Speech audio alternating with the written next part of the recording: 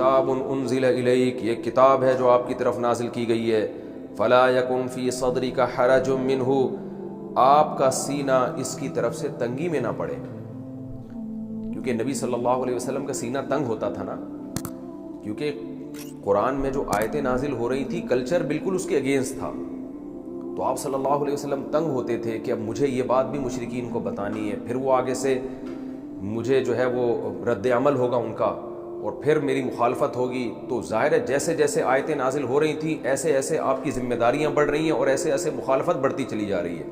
تو قرآن کہہ رہے ہیں ہم جو آپ پر آیتیں نازل کر رہے ہیں، اے نبی آپ اپنے سینے کو تنگ نہ کریں، جیسے قرآن میں دوسرے مقام پر آتا ہے کہ ما انزلنا علیک القرآن لتشقى، سورہ طٰہٰ میں شروع میں، کہ ہم نے آپ پر قرآن اس لیے نازل نہیں کیا کہ آپ مشکل میں پڑ جائیں، یہ تو رحمت ہے اللہ تعالیٰ کی، آپ کو سیدھا راستہ اس سے مل رہا ہے، تو آپ صبر کریں اس میں اور آپ اللہ کا پیغام پہنچائیں، یہ لوگ نہیں مانیں گے تو آپ سے سوال نہیں ہوگا، اس طرح سے تسلی دی جا رہی ہے۔ فلا یکن فی صدرک حرج منہ، آپ کا سینہ اس کی طرف سے تنگی میں نہ پڑے، یہ ہم نے نازل کیوں کی ہے، لتنذر بہ، تاکہ آپ اس کے ذریعے لوگوں کو ڈرا دیں، آپ کی ذمہ داری ادا ہو جائے گی، وذکریٰ، اور یہ نصیحت بن جائے، للمؤمنین، ایمان لانے والوں کے لیے، جو اس کو مانیں گے ان کے لیے بڑی زبردست نصیحتیں اس میں، وہ فالو کرتے چلے جائیں گے۔ آگے قرآن کہہ رہا ہے اتبعوا ما انزل الیکم من ربکم، اے لوگو تمہارے رب کی طرف سے جو تم پر نازل کیا جا رہا ہے اس کے پیچھے چلو، ولا تتبعوا من دونہ اولیاء، اور اس کے علاوہ کسی اور کے پیچھے مت چلو۔ کتنا زبردست سکون والا حکم اللہ نے ہمیں دے دیا کہ ہمیں ایک ٹریک بتا دیا ہے۔ غیر مسلم نہ پریشان ہوتا ہے کب کلچر کو فالو کرنا ہے، کب اپنے باپ دادوں کو فالو کرنا ہے، کب اپنے پنڈتوں کو فالو کرنا ہے، کب اپنے مذہبی رہنماؤں کو فالو کرنا ہے، اور کب عقل کو فالو کرنا ہے۔ اللہ نے بتا دیا کہ اس کتاب کے علاوہ کسی بھی چیز کو فالو مت کرو، کیونکہ جب اللہ کا کلام نازل ہو گیا تو اب تمہیں کیا پڑی ہے کہ تم اللہ کو چھوڑ کر کسی اور کے پیچھے چل رہے ہو۔ لیکن اللہ شکوہ کرتے ہیں قلیلا ما تذکرون، نصیحت تم بہت تھوڑی حاصل کرتے ہو، یعنی اتنی سادی سیدھی بات ہے، سیدھی سادی بات ہے، اتنی آسانی سے سمجھ میں آنے والی بات ہے کہ جب اللہ نے گائیڈ کر دیا تو کسی اور گائیڈنس کی کیا ضرورت، لیکن اللہ فرماتے ہیں پھر بھی نصیحت تم بہت تھوڑی حاصل کرتے ہو۔ جیسے ہم سمجھاتے ہیں نا کسی کو کہ میں کتنی صاف بات کر رہا ہوں کہ تو یہ نہ کھا، یہ نشے کی چیز ہے، یہ نقصان کی چیز ہے، لیکن تیری سمجھ میں آتا نہیں ہے، تو بالکل یہی انداز اللہ تعالیٰ کا ہے کہ تم لوگ نصیحت بہت تھوڑا حاصل کرتے ہو، حالانکہ یہ نصیحت تو ایسی تھی کہ سب کو چاہیے تھا اس نصیحت پر عمل کرتے۔ وَكَم مِّن قَرْيَةٍ أَهْلَكْنَاهَا، اب انسان چونکہ عیش کی زندگی میں ہوتا ہے، جب قرآن نازل ہوا، قرآن ہدایت دے رہا ہے، ہماری زندگی میں سکون ہوتا ہے اس وقت۔ قرآن فیوچر سے ہمیں ڈراتا ہے کہ تم اگر فالو نہیں کرو گے تو عذاب آئے گا، تو شیطان وسوسہ ڈالتا ہے کہ کہاں ہے عذاب، ہم تو لائف کو انجوائے کر رہے ہیں، ہم تو ہنسی خوشی زندگی گزار رہے ہیں، ہم تو قرآن کو فالو نہیں کر کے بھی بڑے مزے سے زندگی گزار رہے ہیں۔ تو قرآن پچھلی امتوں کے واقعات سناتا ہے کہ پچھلی امتوں میں بھی جب عذاب آیا نا تو بتا کے نہیں آیا ان کو۔ بعض دفعہ راتوں کو اپنے گھروں میں پڑے ہوئے سو رہے تھے، غافل ہو کے اچانک عذاب آ پڑا، اور بعض دفعہ دوپہر میں غفلت کا جو ٹائم ہوتا ہے، انسان تھکا ماندہ جب کھانا کھا کے آرام کرتا ہے تو کیسے سکون کی نیند سو رہا ہوتا ہے، ایسے وقت میں ان کے اوپر عذاب آیا ہے۔ تو وہ وقت جو سب سے زیادہ غفلت کا ہے اس میں ان پر عذاب آیا، تو تم اس عیش و عشرت کی زندگی کو دیکھ کر اس خوش فہمی میں نہ رہو کہ عذاب ایسے وقت میں آ ہی نہیں سکتا جب ہمیں کوئی ٹینشن نہ ہو، تو یہ خوش فہمی ہے تمہاری۔ کم من قریۃ، کتنی ہی بستیاں ایسی ہیں، اہلکناہا، ہم نے ان کو ہلاک کر دیا۔ کیسے ہلاک کیا؟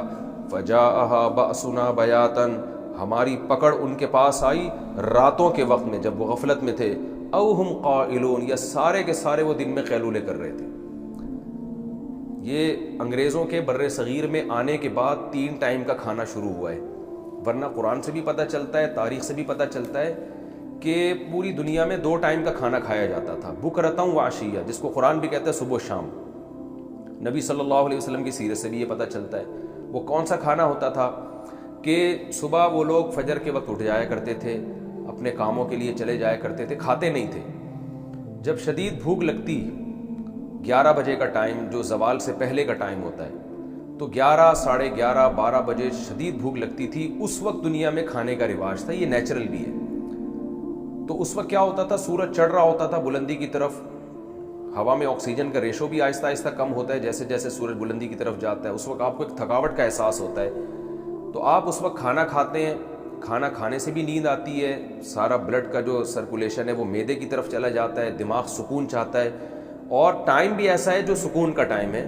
تو اس وقت پھر پوری دنیا میں رواج, کافروں میں بھی مسلمانوں میں بھی, جیسے قرآن میں پتہ چلتا ہے نا کہ حضرت موسیٰ علیہ السلام دوپہر کے وقت میں نکلے اور اس وقت لوگ غفلت میں تھے, یعنی سو رہے تھے لوگ. تو پتہ چلا فرعونی بھی اس وقت آرام کیا کرتے تھے. حضرت موسیٰ کسی عذر سے نکل گئے ہوں گے. تو قومی سطح پہ سب کا یہ رواج تھا, یہ فطرت ہے. اور گوروں نے بھی ان آیتوں کو کوٹ کیا ہے, جو قیلولے کے قائل ہیں نا آج دنیا میں غیر مسلم گورے, میں نے خود دیکھا ہے, انہوں نے اس آیت کو کوٹ کیا ہے کہ قرآن بھی قیلولے کا تذکرہ کرتا ہے, اور حدیث میں تو ہے قیلوا فإن الشیطان لا یقیل, فرمایا قیلولہ کیا کرو, شیطان قیلولہ نہیں کرتا, یعنی دوپہر کھانے کے بعد کچھ دیر آرام. تو پہلی قومیں یہ کیا کرتی تھیں. تو اس وقت کھانے کے بعد آپ تھوڑی دیر آرام کرتے تھے, تو اس آرام سے آپ فریش ہو جاتے, کھانا بھی ہضم ہوتا, اور رات تک کے لیے آپ کی باڈی میں ایک انرجی پیدا ہو جاتی. صبح 11 بجے تک تو رات کا کھانا آپ کو چلائے گا, رات کی نیند چلائے گی آپ کو. پھر اس کے بعد وہ کھانا کھایا کرتے تھے عشاء سے پہلے. عشاء سے پہلے کھانا کھایا, عشاء کی نماز پڑھی اور فوراً سو گئے. یہ دو ٹائم پہ اگر آپ آ جائیں تو آپ کی صحت بھی قابل رشک ہو جائے گی. یہ جو آج کل لوگوں کا وزن بڑھ رہا ہے نا, 3 4 4 5 10 ٹائم کھا رہے ہیں پی رہے ہیں, خیر یہ بھی ٹاپک نہیں ہے ہمارا, یہ تو اس کے ضمن میں ایک بات آ گئی تو میں نے آپ کے سامنے عرض کر لی. تو فجاءها بأسنا بیاتا, اللہ فرماتے ہیں رات کے وقت میں ہماری پکڑ آئی, او ہم قائلون, یا وہ دوپہر میں غفلت سے سو رہے تھے. فما کان دعواہم اذ جاءہم بأسنا, بس نہیں تھا ان کا دعویٰ, اذ جاءہم بأسنا, جب ہماری پکڑ ان کے پاس آئی, الا ان قالوا, صرف یہی تھا, کیا کہتے تھے, انا کنا ظالمین, یہی دعوے کرتے تھے واقعی ہم ظالم ہیں. اس سے پہلے پیغمبروں کے سمجھانے پر ان کی سمجھ میں بات نہیں آتی تھی. جب اچانک عذاب آتا نا غیر متوقع کہ یار یہ کیا ہو گیا, پھر توبہ استغفار کرنے لگتے ہیں, اللہ ہم سے غلطی ہو گئی معاف کر دے. لیکن اللہ کی عادت ہے کہ جب عذاب اپنی آنکھوں سے دیکھ لیا جاتا ہے تو اللہ معاف نہیں کرتے. تو اللہ ہمیں بھی سمجھا رہے ان آیات میں کہ تم بھی اس خوشحالی کی زندگی میں اللہ سے غافل نہ ہو جاؤ. فَلَنَسْأَلَنَّ الَّذِينَ أُرْسِلَ إِلَيْهِمْ, اس سے پہلے تو اللہ نے دنیا کی حالت ذکر کی کہ دنیا میں بھی بہت سی بستیوں میں ایسے عذاب آئے ہیں. اب آخرت کا تذکرہ کر رہا ہے کہ فَلَنَسْأَلَنَّ الَّذِينَ أُرْسِلَ إِلَيْهِمْ, جن کی طرف پیغمبروں کو بھیجا گیا ہم ان سے ضرور بالضرور سوال کریں گے. سوال کریں گے کہ تم نے قرآن کو, پیغمبروں کی تعلیمات کو فالو کیا کہ نہیں کیا. وَلَنَسْأَلَنَّ الْمُرْسَلِينَ, اور ہم ضرور بالضرور سوال کریں گے پیغمبروں سے بھی. پیغمبروں سے دو سوال ہوں گے, یا تو یہ کہ آپ نے دعوت کا کام پہنچایا کہ نہیں پہنچایا, یا یہ کہ ان آپ کے امتیوں نے آپ کی تعلیمات پہ عمل کیا یا نہیں کیا. تو اس میں بتایا گیا ہے کہ جب پیغمبروں سے سوال ہوگا تو تم کس کھیت کی مولی ہو, تم سے بھی سوال کیا جائے گا. فَلَنَقُصَّنَّ عَلَيْهِمْ بِعِلْمٍ, پھر ہم ضرور بالضرور ان سب لوگوں پر, پیغمبروں اور ان کے امتیوں پر علم کے ساتھ, کیونکہ اللہ کو علم ہے ہر چیز کا, اس کے ساتھ حقیقت کو بیان کریں گے کہ کون جنتی ہے کون جہنمی ہے, کون صحیح زندگی گزار کر آیا اور کس نے پیغمبروں کی تعلیمات کو ٹھکرایا, پیغمبروں نے رسالت کا حق ادا کیا کہ نہیں کیا. یہ تمام چیزوں کو ہم علم کے ساتھ بیان کریں گے. وَمَا كُنَّا غَائِبِينَ, اور ہم غائب نہیں تھے لوگوں سے. دنیا میں ہم یہ سمجھتے ہیں کہ ہم جو کچھ کر رہے ہیں اللہ کو, شاید اللہ ہم سے غائب ہے. تو اللہ کہتے ہیں ہم تو ایک ایک چیز دیکھ رہے ہیں, نوٹ کر رہے ہیں, اس علم کی بیس پر ہم قیامت کے دن ایک ایک چیز کو تمہارے سامنے کھول کر بیان کر دیں گے. وَالْوَزْنُ يَوْمَئِذٍ الْحَقُّ, جس دن ایسا ہوگا, یہ تنوین آتی ہے نا, میں نے بتایا یومئذ یعنی اذ کان کذا, جس دن ایسا ہوگا, جس دن قیامت برپا ہوگی, جس دن سوال و جواب کا سلسلہ ہوگا, تو اس دن جو وزن کرنا ہے اعمال کا وہ برحق ہے, یعنی وزن ہو کے رہے گا اعمال کا. جیسے کہ قرآن میں دوسری جگہ پر آتا ہے وزن وزن وزن, تو اللہ کہتے ہیں یہ وزن حقیقت ہے, یہ ہوگا, ایسا نہیں کہ تمہیں ہم ایسے ہی چھوڑ دیں گے. فمن ثقلت, اور اللہ کا جو ایک قاعدہ ہے وہ بھی برحق ہے. وہ قاعدہ کیا ہے؟ فمن ثقلت موازینہ, جس کا وزن بھاری ہو گیا, یعنی نیکیوں کا پلڑا بھاری ہو گیا. فاولئک هم المفلحون, یہی لوگ حقیقت میں کامیاب ہیں. ومن خفت موازینہ، اور جن کے میزان ہلکا ہو گیا، برائیاں بھاری ہو گئیں، نیکیوں کا پلڑا ہلکا ہو گیا، فَأُولَئِكَ الَّذِينَ خَسِرُوا أَنفُسَهُمْ، یہ ہیں وہ لوگ جو اپنی ذات کی طرف سے خسارے میں پڑ گئے، برباد کر دیا انہوں نے اپنے آپ کو، بما کانوا، اس لیے کہ تھے یہ لوگ، بآیاتنا یظلمون، ہماری آیتوں کے ساتھ ظلم کیا کرتے تھے، ناانصافی کیا کرتے تھے۔ تو اللہ کی آیات کے ساتھ ناانصافی کیا ہے؟ ان آیات پر ایمان نہ لانا، یا ان آیتوں پر ایمان لانا مگر ان کو فالو نہ کرنا، تو کسی بھی قسم کی ناانصافی کو ظلم کہا جاتا ہے۔ اور اللہ کی آیات کے ساتھ انصاف کیا ہے؟ کہ ان آیات پر ایمان لانا، ان کی تلاوت کرنا، ان کے درس کو سننا، اس کی تفسیر کو سمجھنا، اس کی آگے تبلیغ کرنا اور ان احکام کو فالو کرنا۔ تو ظلم کے بالمقابل ہوتا ہے انصاف۔ تو اللہ ہمیں انصاف کرنے والا بنائے، اور انصاف میں بھی پھر ایکسیلنسی ہے، بھرپور طریقے سے عمل کرنا۔ رسول اللہ صلی اللہ علیہ وسلم نے فرمایا نا، خیرکم من تعلم القرآن وعلمہ، تم میں سب سے بہتر وہ ہے جو قرآن سیکھے اور دوسروں کو سکھائے۔ اس لیے میں بار بار آپ سے کہتا ہوں کہ یہ تفسیر کے لیکچر جو ہمارے اسٹوڈنٹ سن رہے ہیں یا سن رہی ہیں خواتین ہیں، آگے اس کو پہنچائیں، آپ اسی انداز میں آگے درس قرآن کا آپ انعقاد کریں، آگے لوگوں کو، چاہے وہ آپ اس کو یوٹیوب پہ ڈالیں یا ویسے آپ لوگوں میں پبلش کریں اس کو، یا درس قرآن کے حلقے گھروں میں لگائیں، لیکن آپ آگے اس کو ڈیلیور کریں۔ تو یہ پھر قرآن کے ظلم کے بالکل اگینسٹ چیز ہو جائے گی۔ عمل تو کرنا ہی کرنا ہے، پہلا درجہ تو عمل ہے۔ آگے اللہ تعالیٰ ارشاد فرماتے ہیں، وَلَقَدْ مَكَّنَّاكُمْ فِي الْأَرْضِ، اور تحقیق ہم نے ٹھکانہ دیا ہے تمہیں زمین میں۔ بار بار قرآن اس بات کو ذکر کرتا ہے، تم خود بخود تھوڑی آ گئے ہو زمین میں، ہم نے ٹھکانہ دیا ہے۔ کیسے دیا ہے اس کا تذکرہ اگلے رکوع میں آئے گا۔ وَلَقَدْ مَكَّنَّاكُمْ فِي الْأَرْضِ، ہم نے زمین میں تمہیں ٹھکانہ دیا ہے۔ وَجَعَلْنَا لَكُمْ فِيهَا مَعَائِشَ، اور اس زمین میں تمہاری زندگی کے اسباب رکھیں۔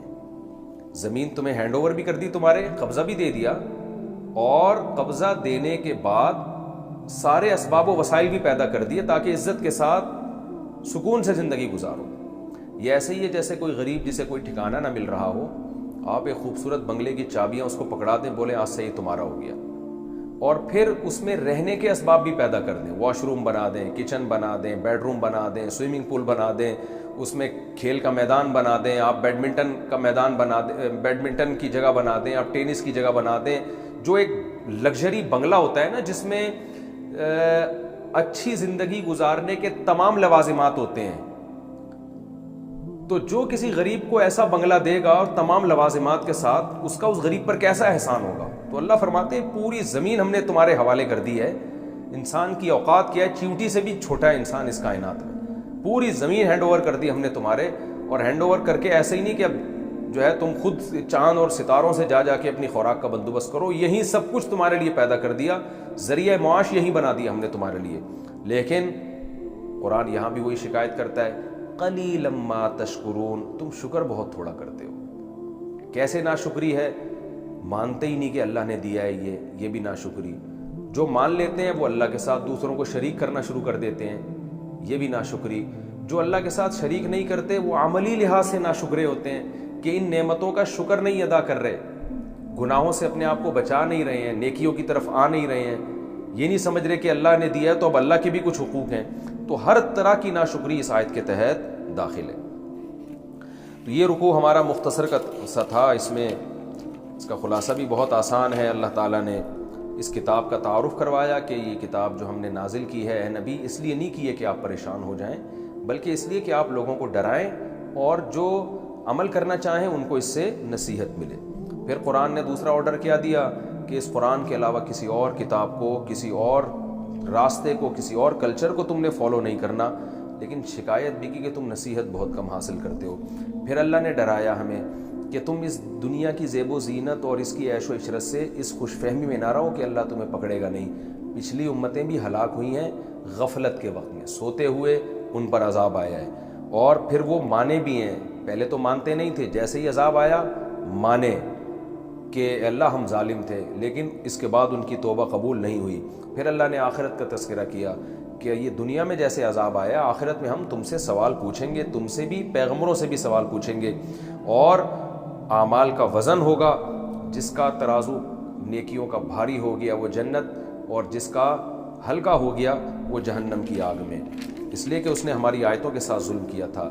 پھر اللہ نے اپنا ایک احسان جتلایا، احسان بتایا ہمیں کہ ہم نے تمہیں زمین میں پیدا کیا ہے اور اس زمین میں رہنے کے، زندہ رہنے کے اسباب بھی ہم نے پیدا کیے ہیں، پھر شکایت کی ہے کہ تم شکر بہت کم کرتے ہو۔